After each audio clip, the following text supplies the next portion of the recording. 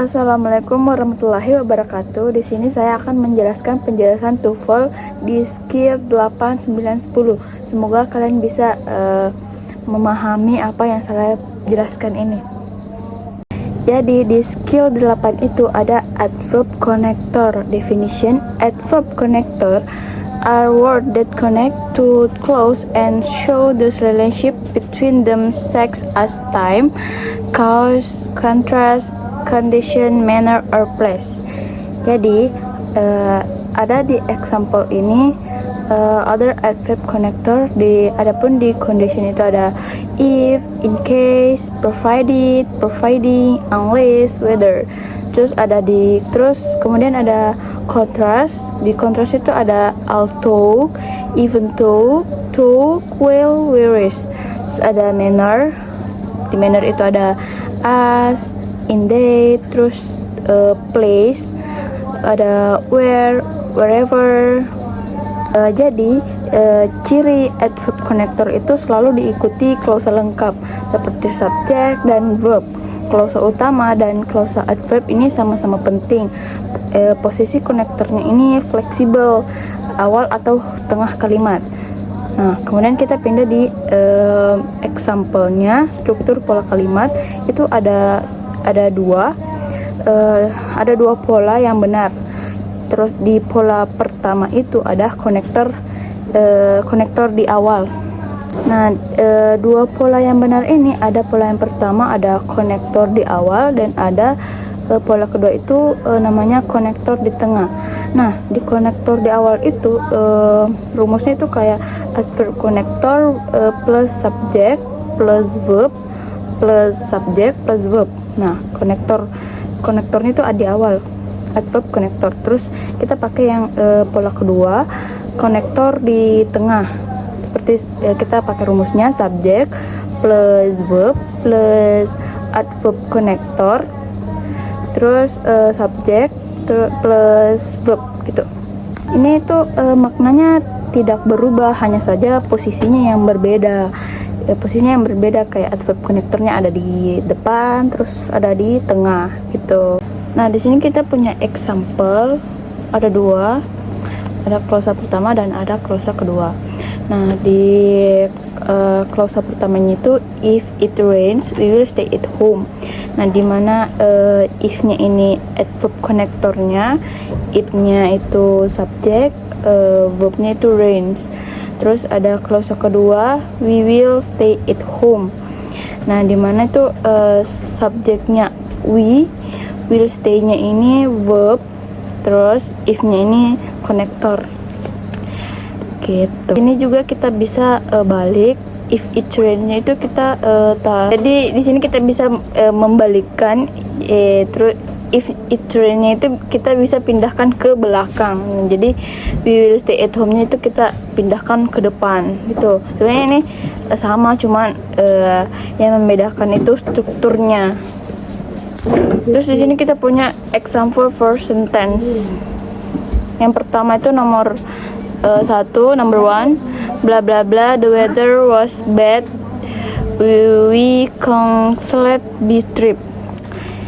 Ada A because, B because of, C despite, dan D in spite of. Jadi jawabannya itu A because, karena setelah titik itu ada the weather was bad, subject plus verb. Nah, dan di sini itu butuh konektor untuk klausanya. Terus ada number 2, I will call you bla bla bla, I arrive home.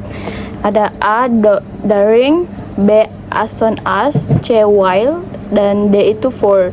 Jadi jawabannya itu B as soon as, karena as soon as ini cocok untuk menyatakan waktu atau segera setelah. Kemudian kita pindah ke skill 9.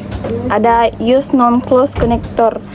Definitionnya itu a non-clause is a clause that function as a noun. Because the noun clause is a noun, it is used in a sentence as either an object,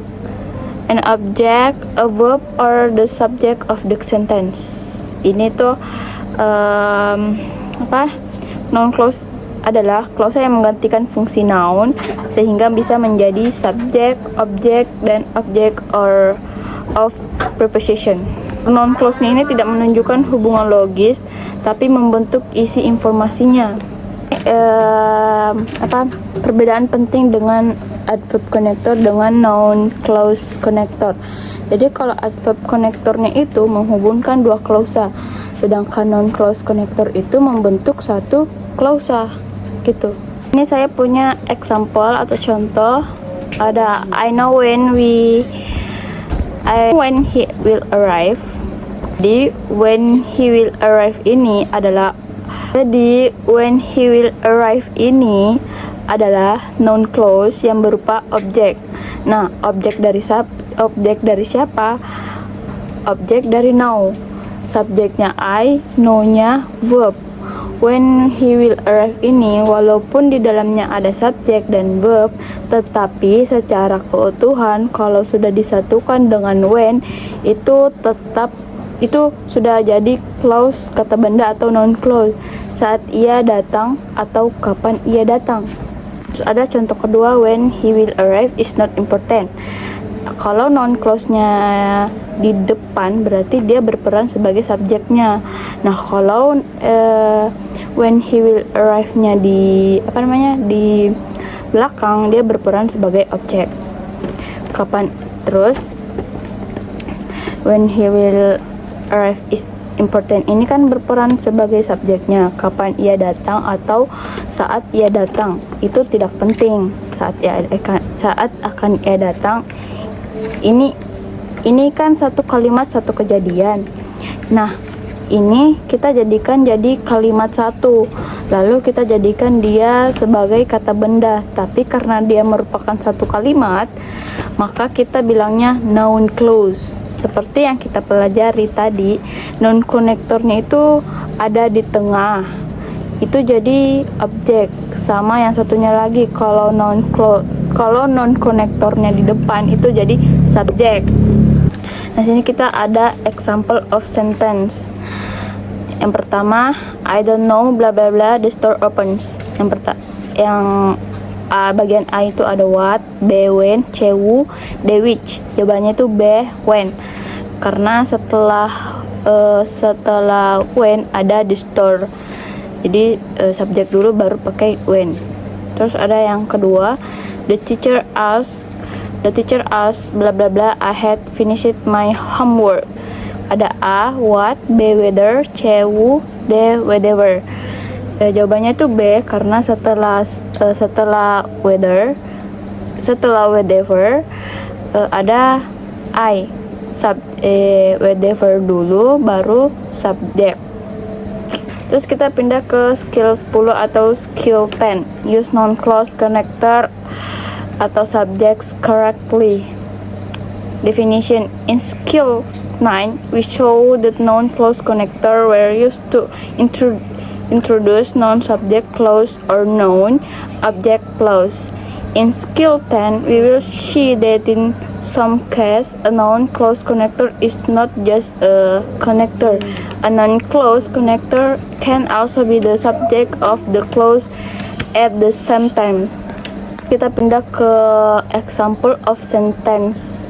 Yang pertama itu number 1, bla bla bla was said at meeting should remain confidential. Yang bagian A itu that, terus B what, C which, D however. Jawabannya itu what karena kalimat ini membutuhkan subjek utama yaitu what. What ini berfungsi sebagai konektor dan subjek dalam noun clause. What was said.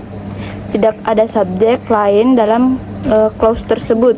Jadi kita butuh konektor yang bisa menjadi subjek. Nah, what ini konektor sekaligus subjek. Kalimat tidak butuh subjek tambahan. Was said ini verb dalam noun clause.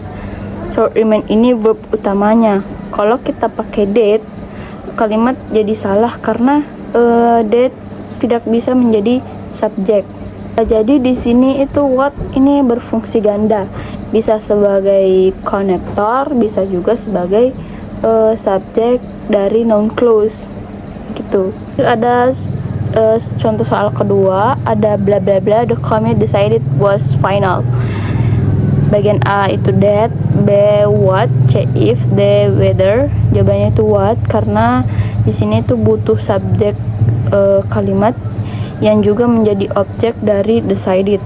What ini kan berfungsi ganda yang sama tadi yang saya bilang, berfungsi ganda bisa jadi konektor, bisa juga jadi subjek non clause. Conclusionnya, skill 8 sampai 10 discuss how to ask, connect and reduce at verb clause correctly. The skill help us create complex sentences that are clear, sober, and grammatically correct. Okay, thank you for attention. I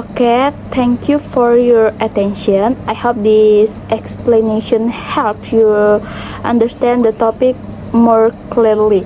Semoga apa yang saya jelaskan tadi ini kalian bisa pahami. Bye bye.